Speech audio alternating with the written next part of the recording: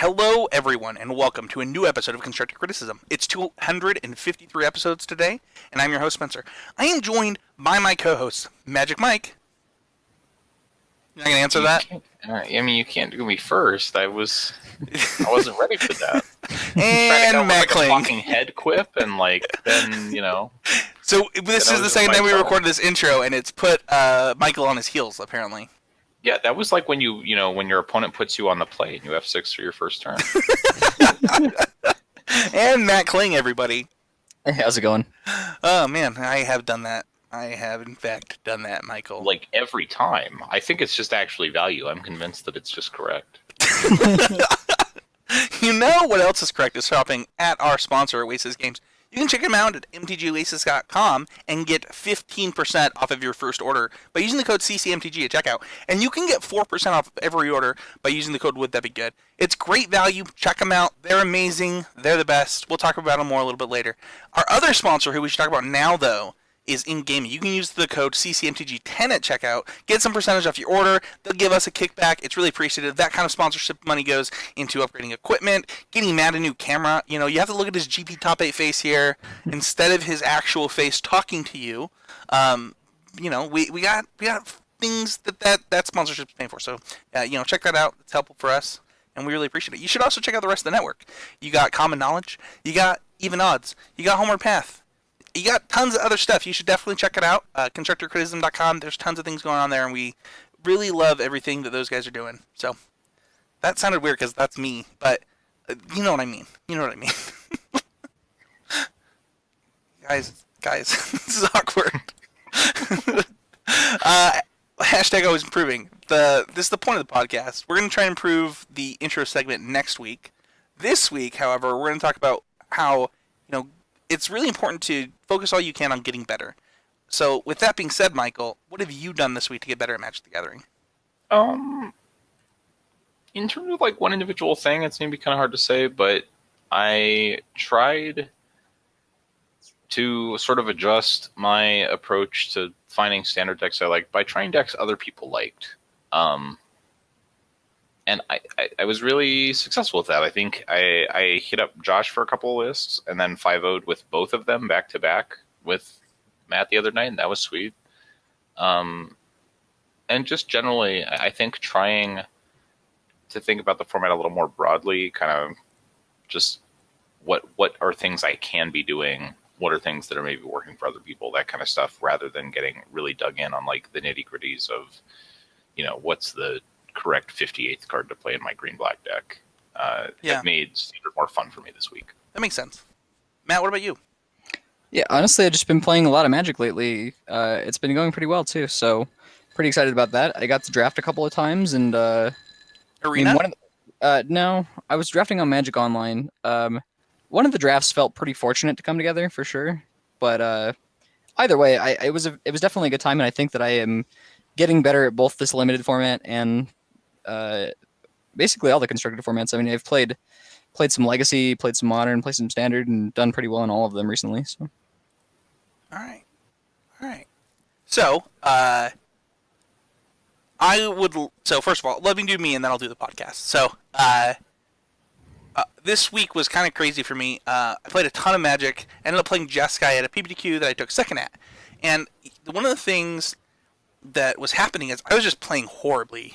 I needed to listen to last week's episode because I was not checking damage. I was, not looking at my graveyard to see what was in it constantly. I was just sloppy. It was very clear that I had not played Paper Magic in multiple months, and that's something that I'm gonna have to kind of focus on as I move more and more to online Magic as my primary way of playing. I used to play Magic twice a week in paper every week, and now I play Magic 4 times a week online, only online. And my mechanics have certainly suffered. All right. Cool. Well, let's talk about the podcast, and I was improving really quick. So, I got a comment that we didn't really address the elephant in the room with the show. So, let's start there. Matt and Michael, you guys are leaving the show.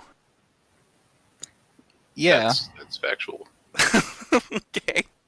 Do you guys hate me? No, certainly not. So, Go ahead. I mean, I remember you talking to us about this initially, and I think we're both kind of, together on this reaction. Like, if you have the chance to get, John Stern and Seth Manfield to work with you, I think it would just be foolish not to. Yeah, it's just not often that opportunity comes around in your life. I think ultimately, like, not pursuing that is something you would regret for a long time. Yeah, I think that's something that. So to be honest, there's a world in which Matt and Michael were leaving the show, and I was like, okay, so I need to start looking for replacements because I want to keep doing the show even when they leave. And I got really lucky, and I told these guys how lucky I got, and they're like, well, just do it now. Like, don't wait. Like, if this is your chance, you should do it. And I think both of our reaction was basically like, if you miss out on having these guys trying to, like, coddle Matt and I, that's something you will regret, and it would be bad for not only us but you and all the people listening as well, right? I mean, they would lose out on a chance to hear two really smart people get together and work on a show together. So I don't know. To me, it's kind of a no-brainer. Like, yeah, I guess ultimately the reason we probably didn't talk about it on the show was just because, like, it was something we talked about so much together. Between us. Yeah, I just didn't feel a need to really address it. But yeah, and I did a pre-show on episode 250, but apparently it wasn't enough. So I just people wanted you guys to have a chance to speak. And Matt, you still haven't spoken. Yeah, I just wanted to say that if anybody believes that it's, any kind of a feud between us or anything, then it's probably just because they don't know the progression of things. Like you said, there was basically a world where Michael was not going to be doing the podcast anymore, and basically the only Magic that I play, I mean, it's not as true anymore, but like there was a pretty good point where the only Magic that I would play was when I was Skyping with Michael. Sure. So like I was concerned that I wouldn't play enough Magic to actually warrant a spot on the podcast anyway. So I was going to step down as well. Yeah. And then, the prospect of John came up, and I was definitely all for it. So I'm really happy for the way things are turning out. Yeah. Yeah, I think ultimately you just have to think of it from the perspective of, like, it's not necessarily that easy to get two fantastic, well-spoken, intelligent individuals on a podcast. And I think just, like, having the chance to get Seth and John doing this with Spencer sort of running the show and, helping steer conversation, I think there's a real chance that it's just a fantastic podcast. Yeah, and with that, I would like to transition into just kind of some stuff that's happened a few times in the last month. So, not just this month, but the last couple months. And there's just been some. So first of all, I want to thank some of the people on Reddit who actually said some of the nicest things that's ever been said to me on Reddit when the John and Seth thing was announced. I really appreciate that kind of feedback. A different type of feedback that we get a lot is like hatred of specific individuals on the podcast. And I've gotten quite a few in the last couple months, and I think that it's. I just want people to know this is my show. Like, I do a lot to make sure that this happens. That things are really easy for my co-hosts, and I'm not going anywhere. So like, you can leave all the hateful comments you want, but I'm here to stay because I'm the captain of this ship. Like, I don't know what else to say other than that. Like, other than say like 15 times, which is terrible on a podcast, but. I think ultimately we all do this because we like it, and I think that from all the time we spend, like, playing a game that's really hard, working really hard at just at things that are challenging, like it sometimes it's hard to leave constructive feedback, but it doesn't do anyone a lot of good to be mean, to just tee off on someone for. Yeah, and we're providing this for free. Yeah, and if you want to go listen to other shows and you don't like me, like, totally go for it. I'm not here to make you be here. But I have done things to improve according to constructive criticism that was given to me by people who didn't like the show at first. Changing my role on the show, which I'm still not amazing at. Like, I love the show. I've been doing it for 5 years, and I'm always happy to take feedback. So if you have feedback for me, please send it my way. If you just want to tell me how much you hate my voice, like, don't listen to the podcast, because, like, that's a lot of my voice. So... I think Yeah. anybody that would want you off of the podcast doesn't understand what you're doing. I actually knew you were going to say this. I mean, realistically, like the fact of it is just if you've ever met Matt or I, you would understand just how little a podcast doing would exist. Like, it has very little to do with having things to say, and very much to do with, like, caring that more than just the two of us hear them. I love you Like, guys. There's just no way. It just wouldn't happen, right? Well, I just hope that listeners know that they can come to me with feedback. That I'm pretty open to talking and learning how to become a better podcaster. So please do shoot me that feedback as our listenership is probably going to grow and the community is going to grow. I hope that people can remember to just be kind to one another, and yeah, that's it. If you want to support the podcast directly, you go to patreon.com/ccmtg, just like our newest patron Aiden did. Aiden is our newest patron. We appreciate you so much, Aiden. And don't forget that if you join the patron before the Pro Tour, you'll be entered into some awesome prizes. Playset of a card of your choice in Standard. We're going to wait to the Pro Tour so you can pick accordingly. And then a booster box. So, patreon.com/ccmtg. Thank you so much to everybody who's already a patron, and you also will all be entered into those contests. So If something jumps to fairy, I will be impressed. Going hard if it's jumping to fairy. yeah, that one thing seems difficult. But if you are a patron, that means you get access to asking the Patreon question. And this week, our question is actually that they don't have a specific question, but they would like to know our thoughts on Standard going forward. Which decks have staying power, which are flashes in the pan, and what decks and cards haven't been exploited yet. Matt, why don't we start with you, man? Well, so I'm not exactly sure about things that have a lot of staying power. I do think that black-green is here to stay. That's basically a given just because of how many ways there are to build it. The most recent deck that I've really liked is the Boros aggro decks. And they're basically insane against the black-green decks, so it's hard for me to evaluate necessarily whether they have staying power or whether they're just insane in the metagame right now. Other decks that I've really liked so far are variants of Grixis, or of Izzet decks, rather. Specifically, decks that aren't going too hard on the Arclight Phoenix part of the deck, but they do have them. Oh, interesting. But yeah, I think there's probably some room to explore there. If you haven't tried the Militia Bugler Boros deck yet, then I would definitely recommend that. I mentioned how I took second at the PPTQ on Saturday, and despite my actual horrendous play, that deck carried me. That's the best control deck I've played in a really long time. And I've won PPTQs with way too many control decks. That weren't very good, and this one did not feel that way. The removal is so good. The mana is so much better than the other decks I played in the Standard format. I was super impressed, Michael. Yeah, I think some iteration of the black-green deck is probably very good. I think that fundamentally just the cards have a high power level.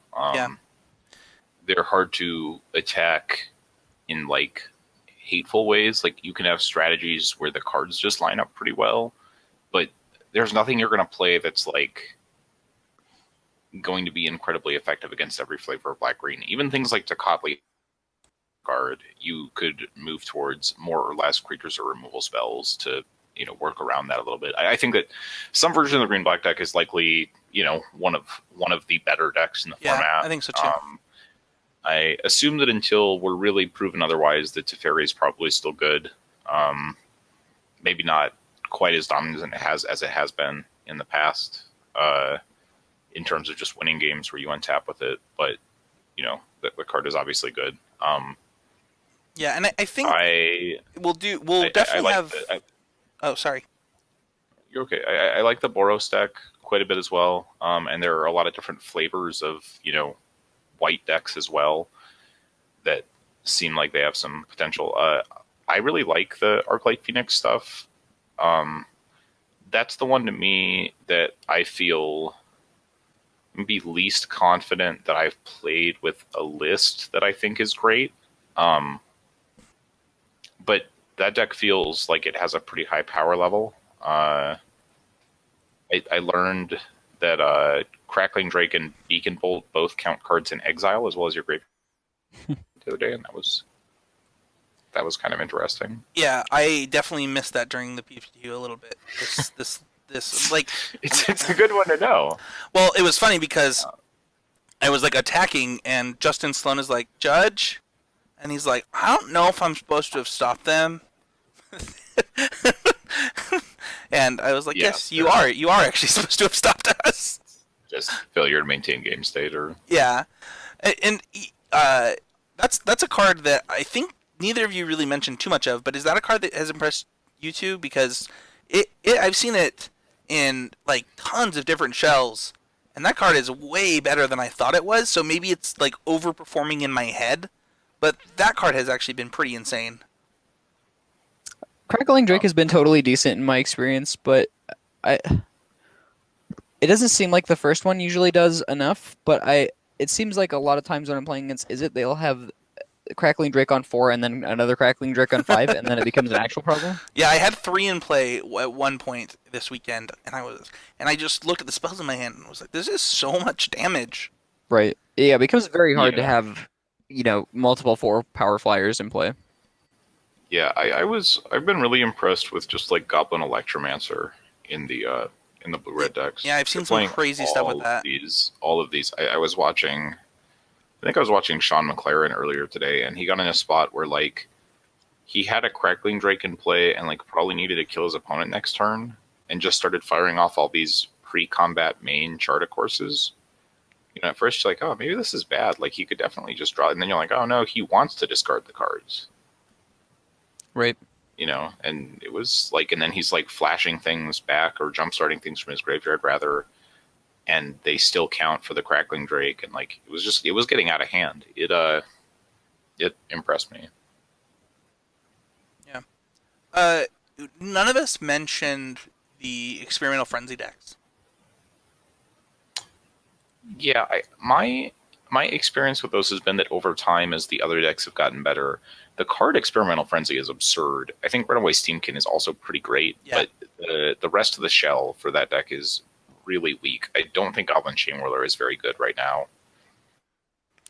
I haven't played enough with the bigger versions of the deck. That's where I would start, just because I think Rekindling Phoenix is kind of a house right now. And I just don't. I have very little interest in playing like a bunch of G2 Lava Runners. Yeah. So far in my experience, the mono red deck has felt like, kind of like Michael was saying, it was just experimental frenzy in cards, and it's pretty great if you have an unchecked experimental frenzy, but decks have just gotten better at answering it. Because see you have more to. and more Assassin's Trophies adopted in the green-black decks, and just everybody's packing more and more answers to things like experimental frenzy. Do you guys What's know? the Do you guys Experimental know? Frenzy would just solo you every game. Right? Yeah, I agree. Yeah. Do you guys know Jerry's MTGO handle? It's Thage. And he always uses that one. I'm sure he has other accounts, but Okay. This just looks like a deck that he was talking about on his podcast.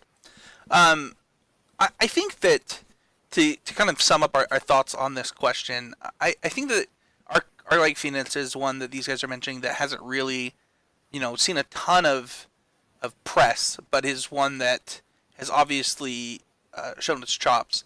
I would say that there are things that are unexploited. These guys just mentioned this Boros deck, and I've now talked to probably 15 people that think the 2-drop that can you pay 4 life to get it indestructible.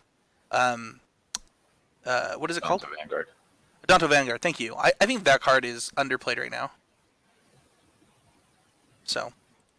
yeah, it's pretty good. Any others that you guys want to mention before we move on? Any underplayed cards? Yeah, or strategies. Yeah, nothing really comes to mind at the moment.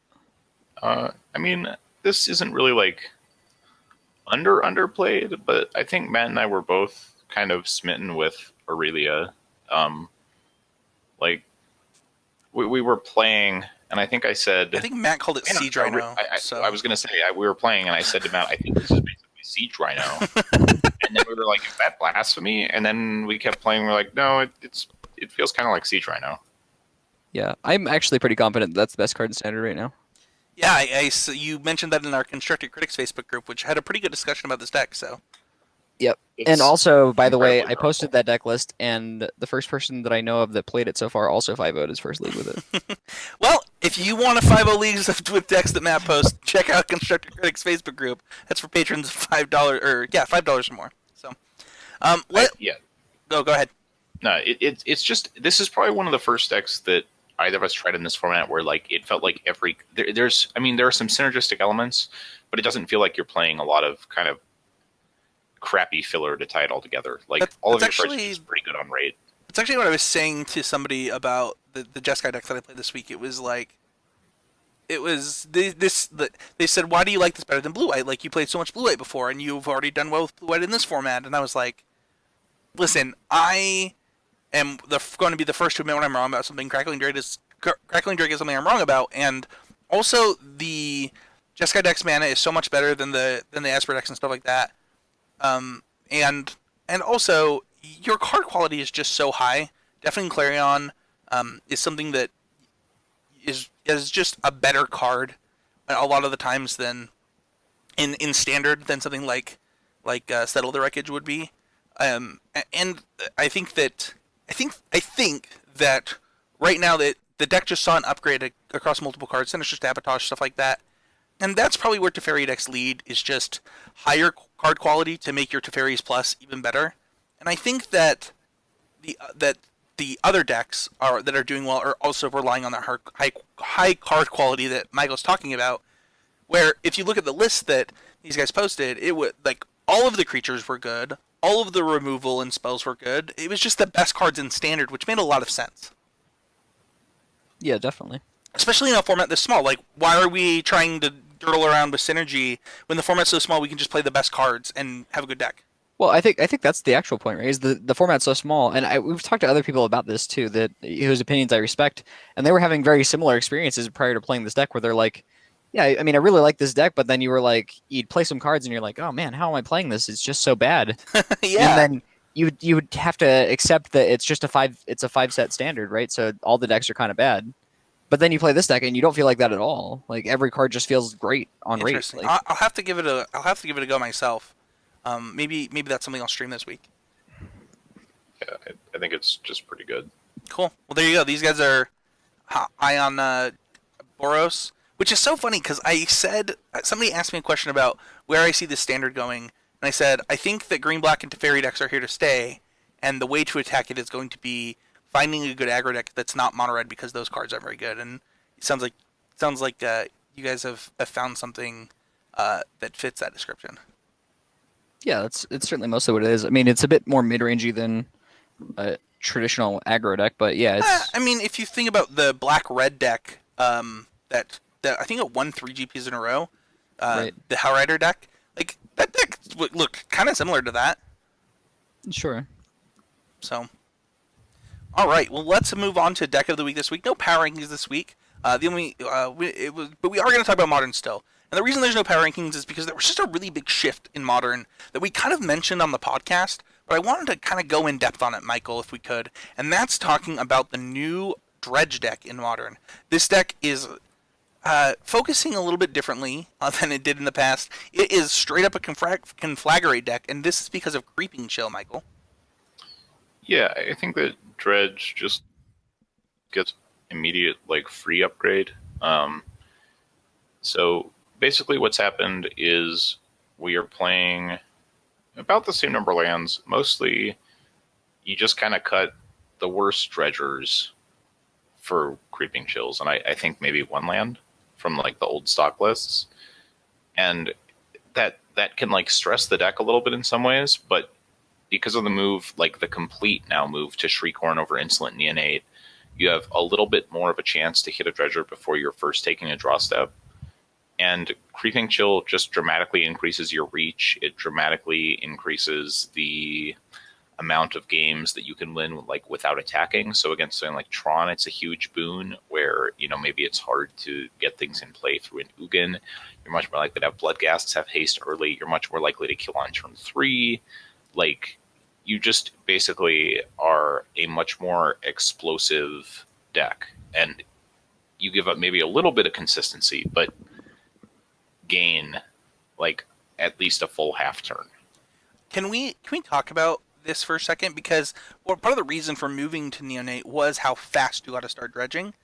And with Shriekhorn, that's not the case. So why the change of that makes how is it making the deck faster? Well, the main thing is that when you play Insolent Neonate, you need to actually have a Dredger in hand, and it has to have Dredge more than 3 for it to be better than Shriekhorn, right? Because Shriekhorn can mill you, at least on turn 1, 4. Shriekhorn can mill you for 4 cards before your first draw step. So now that you're playing slightly fewer Dredgers, Insolent Neonate is just dramatically worse than Shriekhorn. Yeah, I mean, if I can put my 2 cents in this, that was the best change in the deck for me by far. The Creeping Chills were okay. They're certainly good.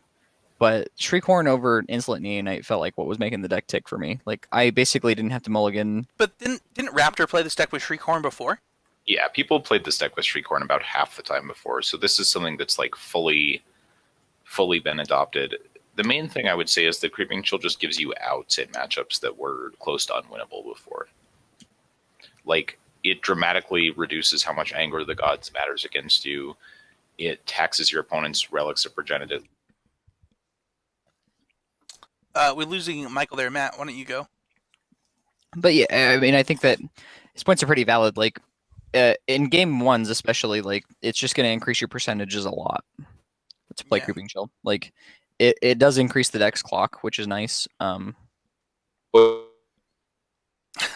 having little bits of Michael here. Yeah, we've lost his face, by the way. His gas. Hard enough that. But yeah, I think that the Dredge deck is, you know, it got some pretty big upgrades in Creeping Chill, and like I said, I think that Shriekhorn is just better than Insolent Neonate, and I'm glad that the having a lot less Dredgers has made people just come around to that. Okay. So now that Michael's back with his normal face, if you're watching the video, and his normal voice if you're listening to the podcast, I'm glad that we got to talk about Shriekhorn. I'm glad that we got to talk a little bit about Creeping Chill. But what does Creeping Chill actually do to the deck? Because I don't think we mentioned that. So I think fundamentally what Creeping Chill does is it gives you more game in matchups where reach is incredibly important, because it's not a counterable effect in game 1. It's a triggered ability. So it's not something your opponent can like cryptic command. It's not something they can terminus. It's just something that's going to happen to them. So if you're playing games against decks where either you expect the game to go long because you'll mill all 4, or games where you expect to need the additional speed, where it's more likely to like give your Bloodghast haste, in either of those extremes, it's just a very powerful card. What are the differences here? We are actually playing even less Dredgers, right? Are we playing one less Dredger? Yeah. I mean, you should be playing. It's like 4 Loams, 4 Stinkweed Imps, and then like. So typically is 2 or 3 more. So why? So there's a little bit less Dredgers. There's Shriekhorn over that, and then Conflagrate is already something that was basically your game plan, but it's exemplified here, right? Yeah, Conflagrate just gets better. You're a lot more likely to be able to Conflagrate for lethal, and if not for lethal, you're much more likely to be able to Conflagrate them below 10, which is kind of the magic number, because now you're. What I would say is that there's a lot more strategy now in putting your opponent on specific life totals in order to have the best chance at killing them for exactsies when they can't really do anything about it. And that's something that used to be really challenging to do, where you'd have to set it up over multiple turns by getting like multiple Loams in your hand, then going like Loam, Conflagrate.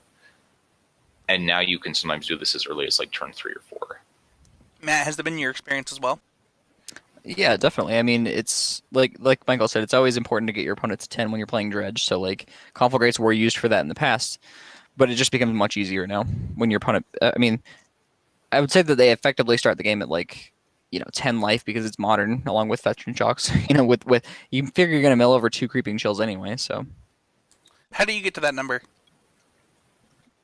how did I get to that number specifically? Yeah, what is the actual? I haven't played. So I played a ton against Dredge, with some patrons. Adrian, I played a lot against him.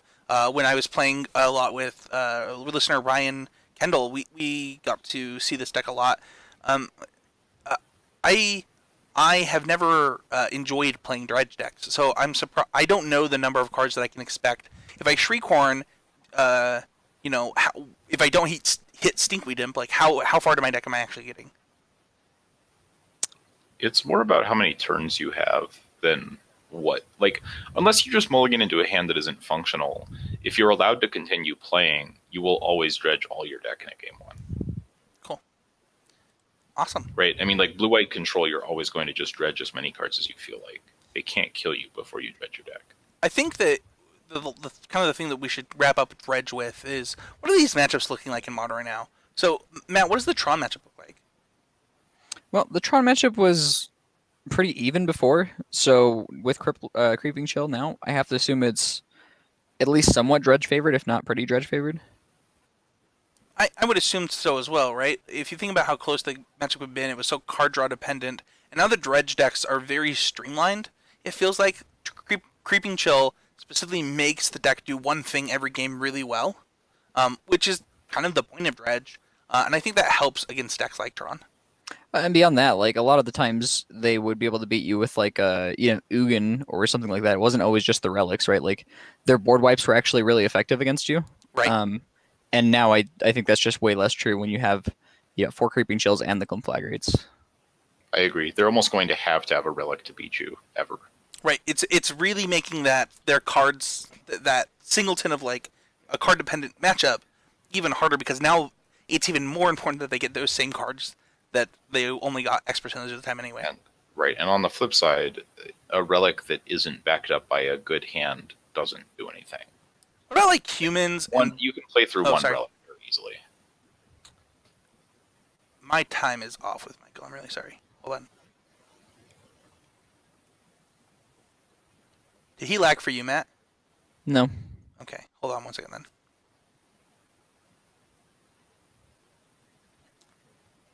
So, what about humans, Matt? So the humans deck, I have to assume is pretty favored. It's always been pretty Dredge favored, and I actually don't think that the Creeping Chills are going to help you that much in that matchup, because your Blood Gusts seem like kind of among your worst cards anyway. So like bringing them down to 10 or less isn't probably that big of a deal, especially since the Conflagrates are probably going to actually be wiping the board some. This is a matchup I could actually see getting slightly better for humans, to be honest with you, rather than worse, but probably not enough to make it not to make it matter. It's not even enough to make it close to 50-50. Yeah. I know that I was always a fan of Dark Blast in this deck. I'm not sure, has it continued to play it, or is this something that's more now than before? I would recommend playing the list that Sodek played in the Modern Challenge this weekend. He has played more Dredge than every player who played it at the SCG combined, probably times 10. I don't know, some of those SCG grinders love their Modern decks, man. Substantially worse than his. I think their lists range from, slightly worse to unplayably worse. I do agree that Sodek has probably played more Dredge than actually anybody. I think that those SCG grinders love their Modern decks, man. But I do think that that's just true of Moto lists. Typically, to me, look more defined for the top decks mostly. And I want to kind of cover the other top deck in my mind in Modern right now, which is Blue-White Control. That's a deck that has kind of taken a weird spot. It was funny, before we were testing for the Grand Prix, I hated playing Control in Modern. Like, I basically thought it was the worst time in the whole world. I think it and Jund now are taking some of those top spots. And I think Dredge has always been favored against Jund. I don't know what Jund could do to really change that outside of just playing more sideboard cards like it always does for whatever matchups it wants. But Matt, we're talking about SCG Vegas, and Quentin was mentioning maybe I should play Blue Eye Control in Modern on our team, and you and I kind of no-sirred that because of how bad its matchup is against Dredge. Yeah, definitely. I mean, I don't think Blue White had a lot of natural predators prior to Creeping Chill getting printed, but I do think that the Dredge matchup is probably not great. You would have to play a lot of sideboard cards. Yeah, and I think that I just wouldn't be comfortable in that seat. I think that Dredge is going to be the most played deck. It was the most played deck this weekend. It did very, very well. I didn't do the math, but it looked like it would have taken first and second in our power rankings. So I think that Dredge sounds like it has a lot of good matchups against the best decks right now. So I don't think it's going anywhere. I think it only has good game one matchups. I don't think there are strategies that are good against Dredge. Yeah. I've heard people say to the contrary, but I think that they are specifically wrong. After having played the matchup with a few different decks now, I just don't believe that there are decks that are good against that, because it's so fast and so resilient that unless you're playing like Jeskai Ascendancy or something where you can just kill them on turn 2, I don't believe that you have a good game 1 against Dredge. Sure. Yeah. All right. Well, something like Storm Might, and that's about it. That is our deck of the week this week. That was brought to you by In Gaming. Let's talk about our training yards this week, brought to you by Oasis Games. And we are celebrating people because, I love these two guys. And I wanted to celebrate them doing the show with me and spending this time with me and, just honestly making me so much happier every week by just doing this with me. And something that I promised Matt a long, long time ago is that we would do a brainstorm episode of Constructive Criticism. I think we might have done 2 already, but, I don't know that I've ever let him just go off about Brainstorm. So this week, we are, in fact, going to be doing the Brainstorm episode of Constructive Criticism, and this is just how to use Brainstorm, whether it's Jace the Mind Sculptor, whether it's the card Brainstorm, whether you're on a whiteboard trying to figure something out a problem. This is the episode for you. We're going to cover brainstorming the act as well. Yeah. Okay. That's my expertise as the product manager on the team. All right. Is it easier or harder than casting Brainstorm? It's probably way easier, dude. Like the number of times that I've made mistakes activating a Jace the Mind Sculptor is just all of them. Like every time I've ever activated a Jace, I'm sure I did it wrong. So Brainstorm does the same thing. It's impossible to do correctly. But we're going to try and help the listeners today. With that being said, let's get started. So, rule 1, Matt Kling says, is don't even cast Brainstorm. Matt, It was supposed to be don't ever cast Brainstorm. Oh, don't ever cast. My bad. Why don't you explain this rule to us? Basically, Brainstorm just gets better and better as the game progresses. So it's kind of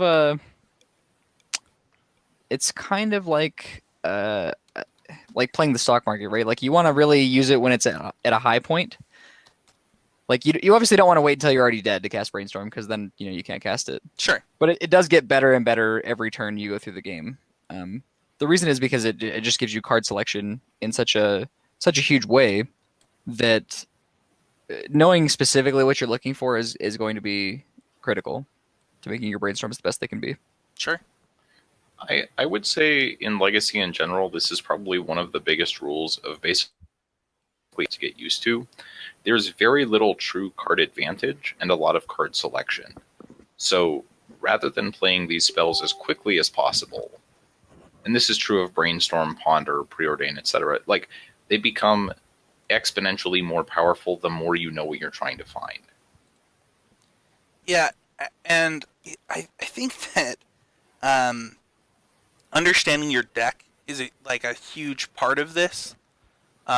You're talking about knowing the cards you're going to find. You need to actually understand what your deck is compiled of and like what your outs are, but in all forms, right? You don't need to think of one out. You don't need to think, like, when you're casting Brainstorm, you should be thinking about every card in your deck that you could be wanting to draw right now and why you would be wanting to draw it. And part of that is that the more reactive your deck is, the more you probably need to allow your opponent to actually play cards before you really know what you're trying to brainstorm for. Right. So most of the time, if you think you're supposed to cast Brainstorm, it's probably about 2 turns from now that you're supposed to cast Brainstorm. The other thing is this isn't necessarily a rule, but it's something I find myself doing often. I basically always cast Brainstorm with a spell on the stack. And the reason is because I'm usually not casting Brainstorm until I'm about to lose the game. Like, if my opponent is playing something that is going to make it prohibitively hard for me to play Magic, that's usually when I'll cast Brainstorm to try to find an answer for that. Obviously, there are other situations too, but that's a good rule. If you're Why is that the trying to learn situation? patience. Like, why is it? Is that how good Brainstorm is? Like, tell us what's the reasoning. Yeah, that's exactly it. It just becomes more and more similar to Ancestral Recall the more you wait to cast it. That is exactly right. I actually just learned something because I've been losing a ton with Brainstorm decks. Like, I basically only win when I resolve a Jace the Mind Sculptor with Brainstorm decks at this point. And I'm sure that I'm using my Brainstorms incorrectly, and that's why I'm losing matches of Magic. And I know that, and it's frustrating. Go ahead, Michael. I think realizing just how little card advantage most of these decks really have is sort of the key to utilizing cantrips correctly.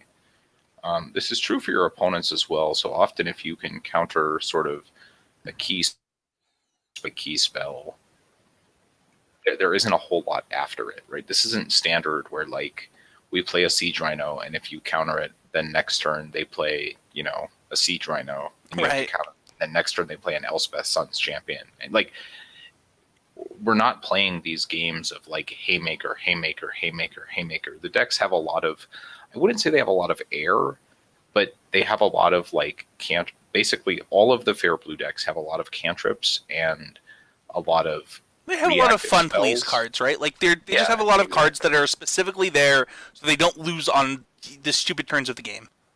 It's just really a lot of finesse, right? Like you basically play the games of inches until something comes down that's unbeatable, and that's basically how every deck does it. I mean, even the Delver decks oftentimes play like Gurmag Angler or whatever, which is their big payoff. Yeah, or they're just trying to protect a young Pyromancer, or there's decks that are trying to protect a mentor of the meek, right? Or a mentor, or Monastery Mentor. It's a game of it's often a game of Protect the Queen in Legacy.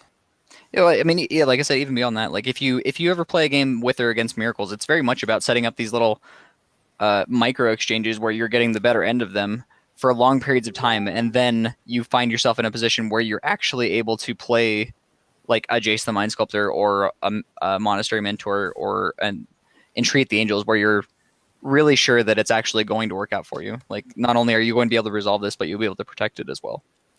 I think this is just true of all of the sort of more controlling decks in general. It's really easy to get used to like kind of like battle. I think people like to describe it as battle cruiser Magic, but like battle cruiser formats where the game is mostly like we both just slam expensive stuff into each other, and then whoever has the last one wins.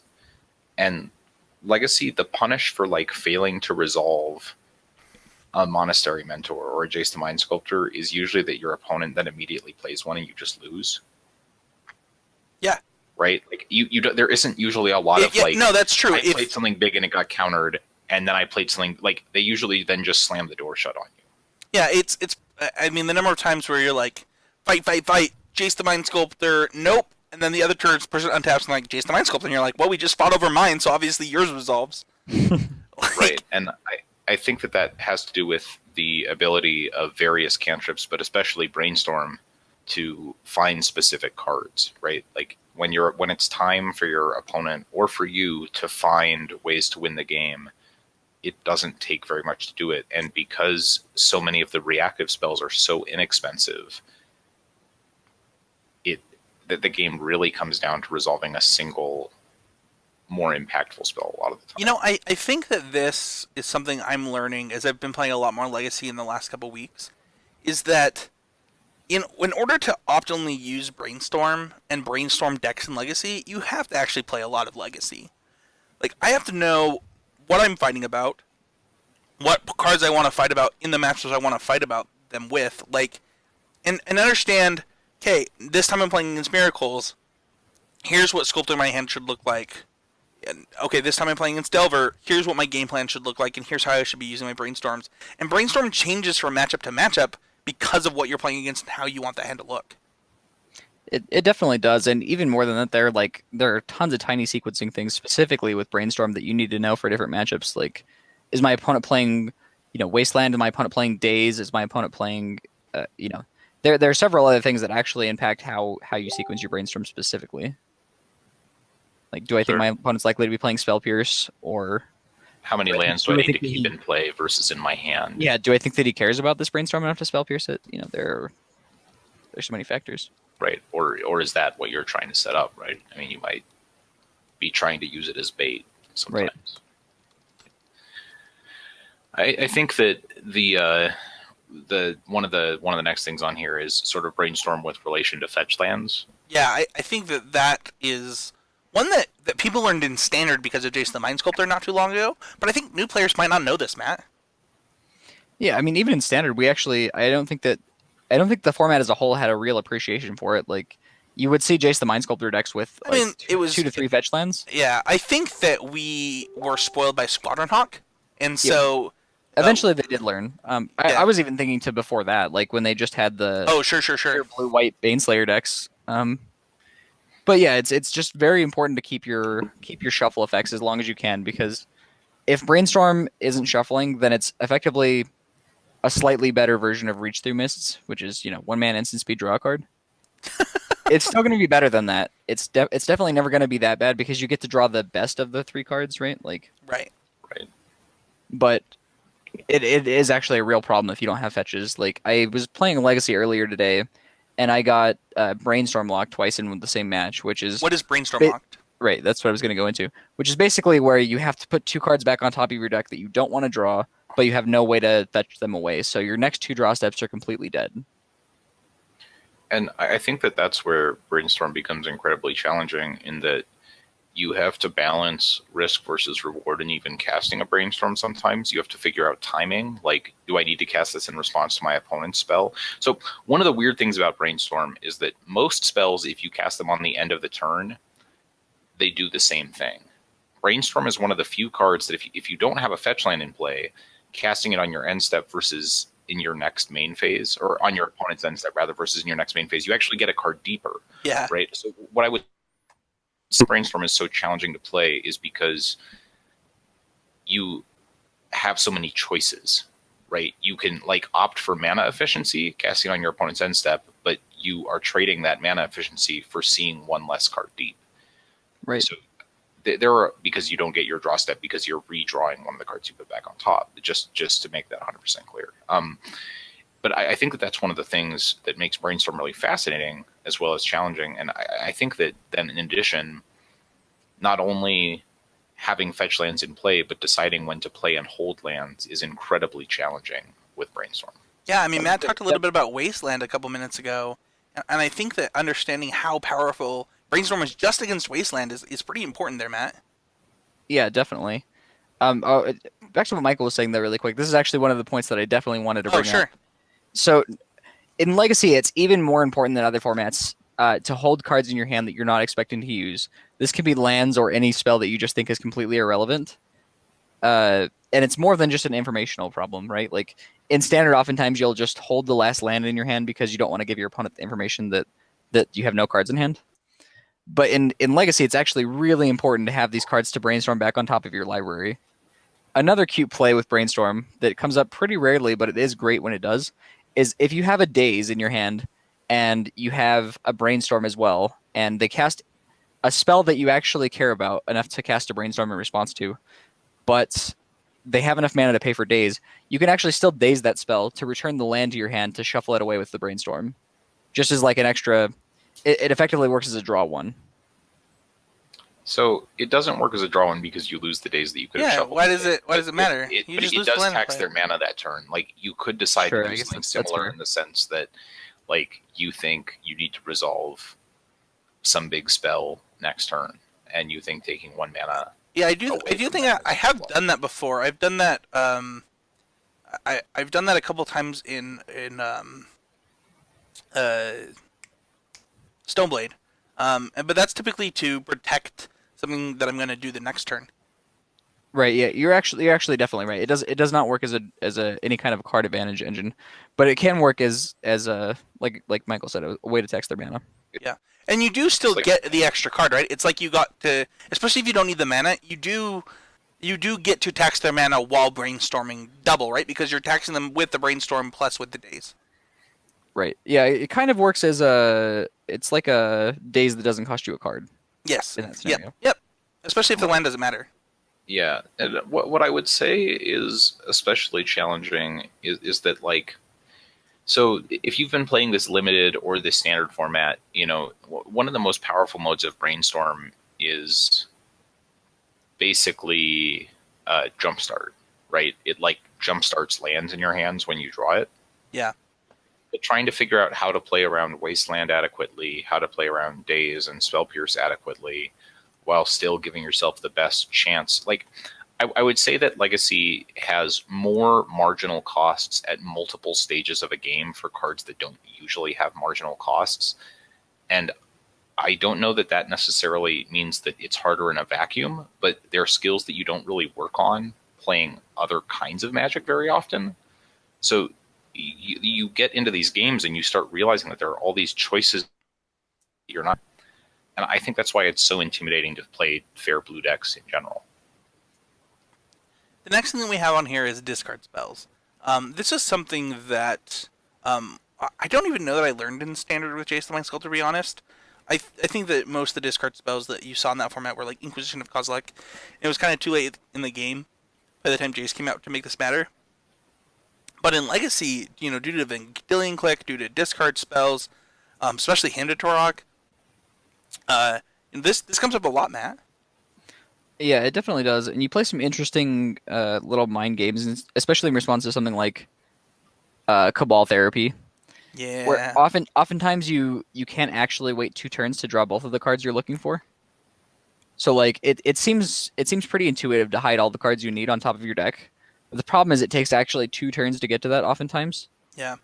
So like you'll often try to hide just the best card or whatever card you think they're most likely to name on top of the deck, right, and then try to keep the other one and just hope they don't name that.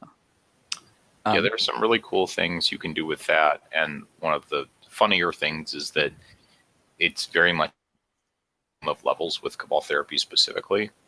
Right? Your intuition is you have to hide the card you least want to discard, unless you think your opponent also knows that you would hide the card that you least want to discard, in which case maybe you shouldn't hide the card you least want to discard because there's no way they'll name it. Right. There are some other interesting things too. Like I know specifically, having played some Sneak and Show, I've come into some awkward spots where I've hidden some cards with him from Hymn to Torok with a Brainstorm, and then my opponent hit the Emrakul, the Aeon Storm, with the Hymn to Torok, and then it shuffled away the cards that I wanted. And I've done that vice versa as well. Like I've actually cast, like Thought Seizes or whatever, and then been able to like. My opponent brainstormed a response, and then I saw their hand didn't really have anything that I cared about in it, and then I would like surgical extraction them afterwards to make them shuffle. That's sweet. Yeah, there's some cool stuff like that. I mean, Brainstorm is definitely the best way to counter Hymn to Turok, because Force of Willing a Hymn to Turok is horrible. Somewhere between. Well, it's aggressive. I will only say that it's aggressive. It's not never correct. No, hold on. It's not. Oh, I thought you said it is never correct. I'm like, it's not never correct. I've done it a lot, but it just is the worst. It's mostly fine when it actually works for you, I think, because like you usually don't want Force of Wills that much in him matchups anyway. So it's actually fine to get the card selection, as it was. No, sure, but you have to have a blue card you don't care about or that's not good in the matchup. Well, the problem actually is that oftentimes when you try to fight over a Hymn to Torok, you don't win, and then because they force you back and then you lose your whole hand. Yeah. So as somebody that plays a lot of hymn decks, that happens a lot. You like hymn them, and they're like Force of Will, and you're like sick Force of Will, and they're like, God damn it. And then the game's just actually over. Also, I apologize for that one. That's where Brainstorm is especially powerful in that, like, obviously your opponent can fight over a Brainstorm, but you're not at card disadvantage, right? That there's nothing. It's both easy to resolve a Brainstorm typically in that it only costs 1 mana, so it's hard to daze or spell pierce compared to a lot of the other things you could be doing, and it's not costing you cards. So I think that one of the places that Brainstorm really impresses, and one of the reasons that you're really incentivized to hold it of the time is because it's so flexible. Yeah. It does so many things well that like casting it as your first spell. I think Matt kind of locking it into immediate mode. Oh, absolutely, and I think Matt kind of mentioned that, right? Is he says this progression of this game is going to make your brainstorms better and better and better and better as long as you play the games correctly. And the thing is that part of the power level is that you get to pick on that line where those games are improving and that your card is improving. You're like, when do I pull the trigger? And understanding like, can I get this to be Ancestral Recall? Or can I get it to be whatever it can be before its Ancestral Recall, right? Or essentially Flusterstorm a Hymn to Turok. Yeah, right? exactly. I think that like I know both for both me and Matt, Abzan Charm is one of our favorite cards, and I think that Brainstorm is fascinating for a lot of the same reasons, right? It has very obvious modes, but it has a surprising amount of modes for a card that doesn't look like it has any. Yeah, definitely. It's interesting too because you were talking about casting Brainstorm on the end step earlier, and I found myself doing that less and less as I play more Legacy, like except for in combo decks. I think in combo decks it's correct often enough, but in fair decks I basically will never. That's because you need the mana in the combo decks, right? Yeah, and you often are just digging for like one card that you kind of know what it is. Right. Obviously, you get a card deeper, you know, if you draw for your turn still. But yeah, the mana is really critical. Yeah, the same thing can happen in fair decks, right? If you are convinced that you need to resolve a Jace next turn, you might decide that like being able to play around Daze is more valuable than getting one card deeper to find a Force of Will or something like that, right? Like, I think that one of the reasons that this is so challenging is just because you have so many choices. It can be frustrating to play a game of Magic where you lose and you feel like you didn't make any decisions, but it can also be incredibly frustrating to play a game of Magic where you know you had decisions. It's just that you actually, you know, I had too many decisions. I had too many ponders and brainstorms. This is what I'm saying about my losing in Legacy right now. This is what I was trying to tell people, is that I don't know anymore. You know, I think Matt, Casey, and I, like, man, we were playing so much Legacy. You know, when we were youngins, Spencer wasn't married, didn't have a kid. Man, how much Legacy do you think we played? I mean, I played. There were good periods of time where I played only Legacy. and the thing is during those times, I think I cashed like 5 SCG Legacy opens in a row, and it was 3 of them were with Merfolk, 2 of them were with Brainstorm decks, and like it was just like that was the thing that we did. And now that I'm not playing that much Legacy, man, Brainstorm decks get hard to play. It puts a high emphasis on you playing with intent in every situation, and right. I think the biggest, like, Matt and I play a lot of Magic together, and I wouldn't say we disagree on lines very much playing Standard or Modern, but in Legacy we basically never have the same idea. Right? Anytime you play, I watched you guys. I watched you guys play that league with Bug before the what was it, the challenge, and it was you guys definitely were, you know, disagreeing on almost every line. Yeah, not only that, but that deck was crazy bad. Sure, but that's not really, like, all I'm saying is that all of these cantrips and Brainstorm specifically give you sort of unprecedented levels of flex, and a lot of the time it makes having the vision for which lines make sense to, like, pursuing the correct line becomes incredibly important. It's not always easy to identify what that line is. Yeah, it's much easier when you have like 2 or 3 lines to pick from to see which one is better. But like when you have 50 different permutations, it becomes much more complicated. It's just harder to lean on heuristics quite as much when it's not like, well, I have a Faithless Looting, so I should cast that. Right. The thing that becomes hard with, especially the fair decks in Legacy, is that we're playing decks with 35 1-drops. Right? Like, yes, if you play 30 1-drops, you get to turn 3 and you're like, okay, so if I have 6 cards in my hand, I, have like 6 factorial for different lines available to me. Right. All right. Next up we have Brainstorm and Ponder together, Matt. This is something that I've been doing a lot lately. Is this just a new, I mean, so, by the way, I'm currently looking at the 10th place list from the Columbus Open, and I'm pretty sure this is what I'm playing in Vegas, Matt. But are more and more decks that are specifically blue mid-range decks, putting those ponders into their decks now?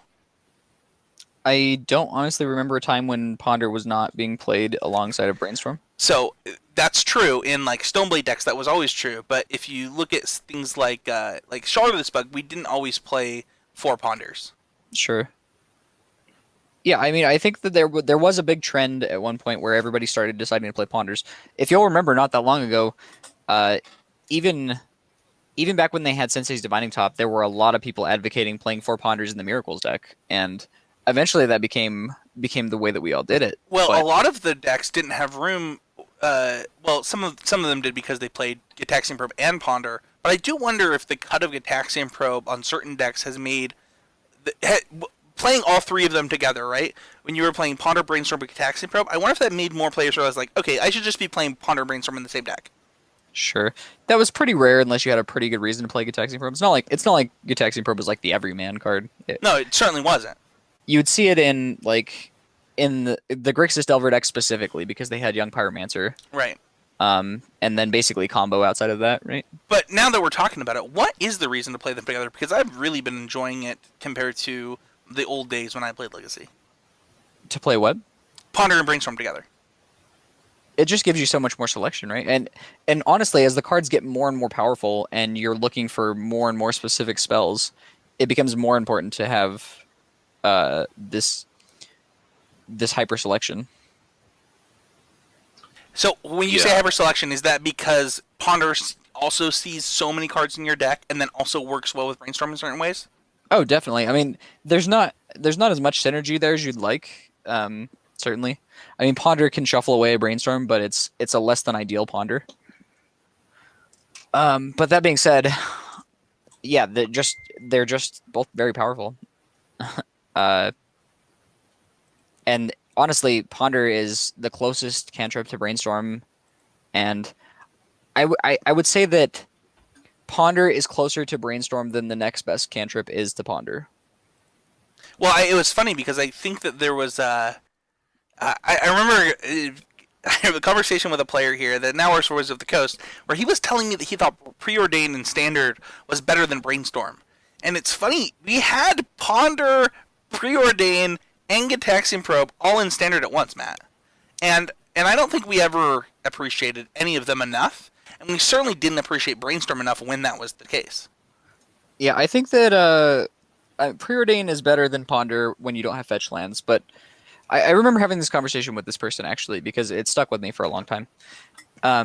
Their theory was that Preordain was better in more controlling decks and Ponder was better in combo decks, which I think is kind of comical now, right? Because if we look at any Legacy deck, if you see a Preordain, you basically know 100% you're playing against combo. Sure. Yeah, I can see the rationale there. It depends a lot on what you're playing against. I think the more interested, I think realistically in Legacy, Ponder is just almost strictly better than Preordain. Yeah, I agree.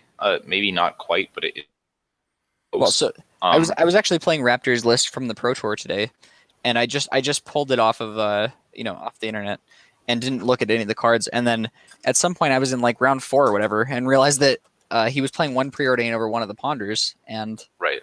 I'm not sure what his rationale was there, but they explained it. At some point.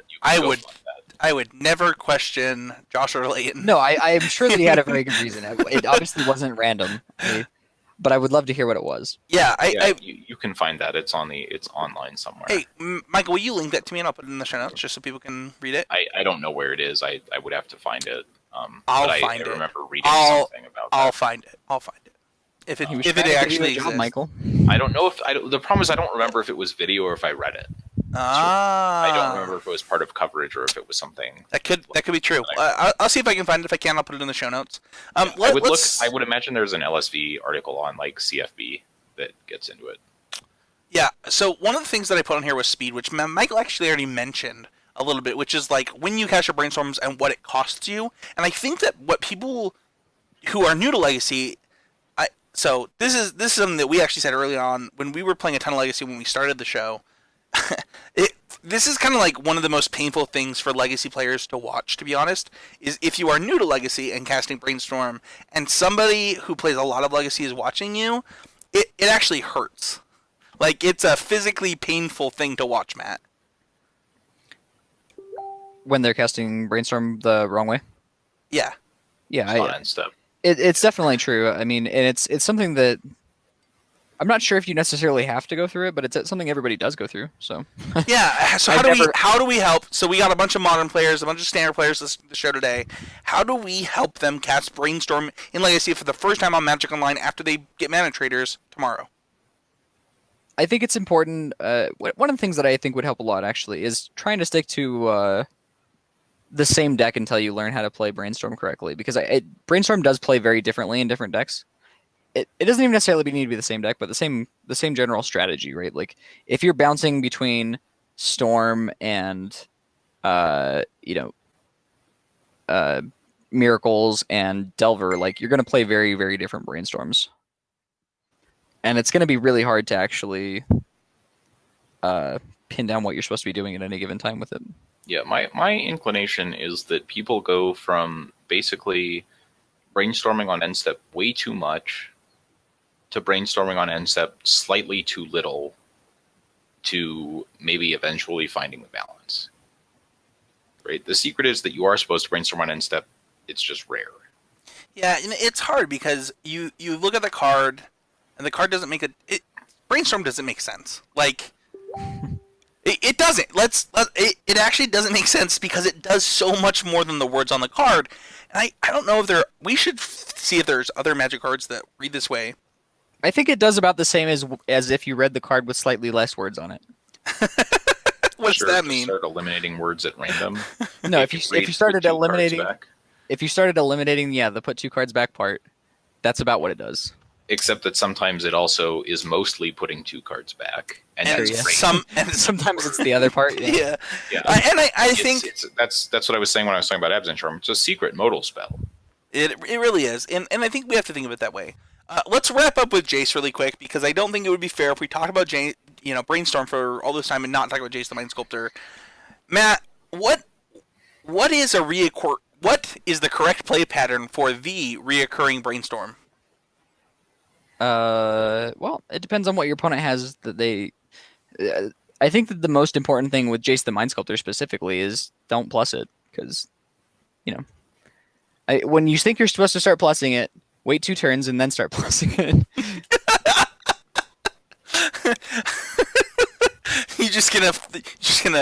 I would mostly say don't plus Jace, except also if your Jace dies to Lightning Bolt, you are wrong.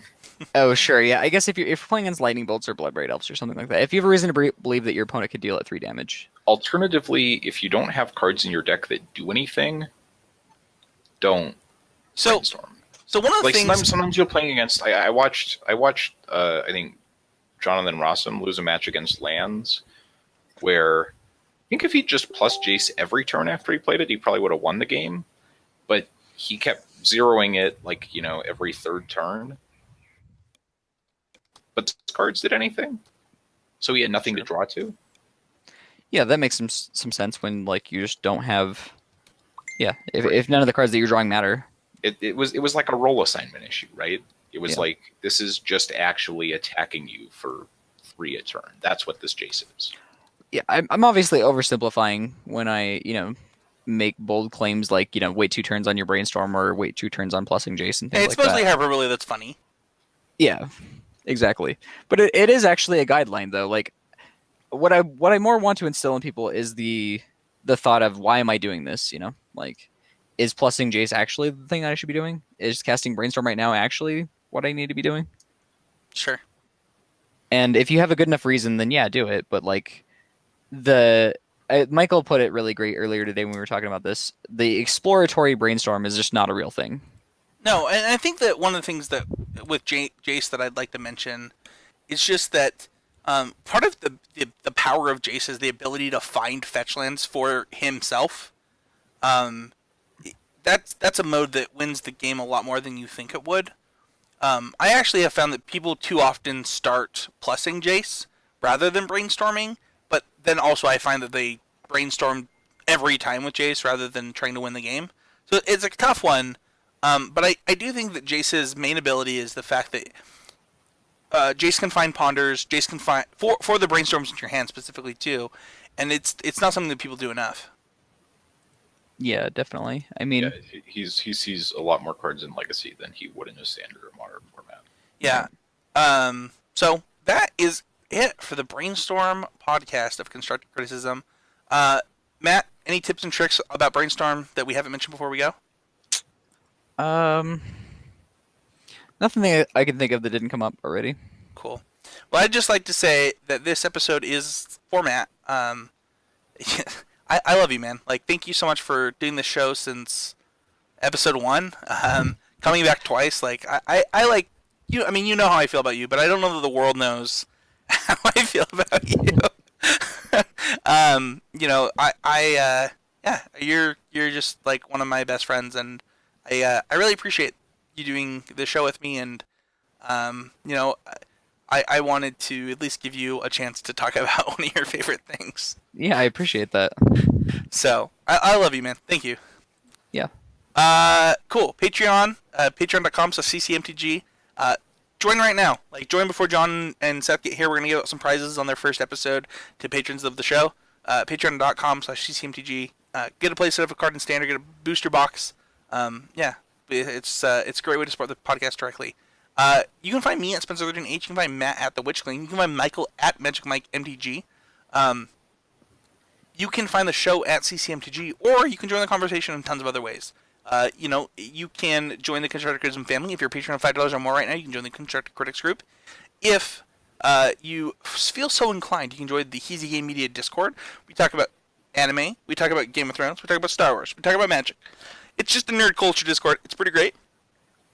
Yeah, it's there's a lot of ways to get in contact with us. Michael, what did you learn this week? I had forgotten that I said this to Matt earlier, so I'm gonna, like I said, is something I learned. But I really think that, like, if you take one thing away, remember that there's no such thing as an exploratory brainstorm. That's just not a thing you get to do. Matt? You don't get to cast a brainstorm without knowing what you're trying to find already. No, I think that no, actually you're right. We should stop and take and breathe that in and take that in and understand that you are wasting one of the best cards in your deck. People see brainstorm because they haven't played it before and they think that they have a regular old cantrip in their hand. And it's So that's the biggest problem. This is the thing that leads to people playing Brainstorm badly the most. Is that even when you cast it like that, it's going to be good. It's going to make your hand better, and it's going to actually do something for you. It's just not as much. so as they're it like, could oh, do. this is brainstorm, and you're like, no. Well, the No. problem is that your opponent might play brainstorm better than you, and then you're just going to get smashed. Well, Right, exactly. It's so crazy. People wonder. They think that, like, why is the Cobblade Mirror so skill intensive? Like, why did the same pros, keep winning again and again and again and again in that format? And it's because they were playing their Jace the Mind Sculptors better than their opponents. Right. Like, I remember the first time that somebody like put 2 Squadron Hacks back with their brainstorm and then cast a Squadron Hawk, and I was like, I'm the dumbest person on the entire planet. Like, I'm literally the stupidest person that's ever existed. That is like brainstorm in a nutshell. Yeah. Basically, if you're casting 8 copies of Ponder, you're almost definitely going to lose to the person that's playing 4 copies of Ponder and 1 copy of and 4 copies of like 1 mana Divination, right? And then that guy's also going to lose to the guy that's playing 4 Ancestral Recalls and then 4 Ponders, right? Yeah. So it's just about levels. It's where are you at with Brainstorm right now? All right, Michael. I didn't put this in the show notes because I didn't want you to know, but I was going to do next week is how to build and play collected company decks for you. Yeah, that's like that. That was all I played for so long. So join us next week to talk about collected company decks in Modern, and some great decks of history. We'll throw some of that in there, and we'll see you guys all next week. Thank you guys so much, both of you. It was a fun episode. Yeah, it was good. Wait.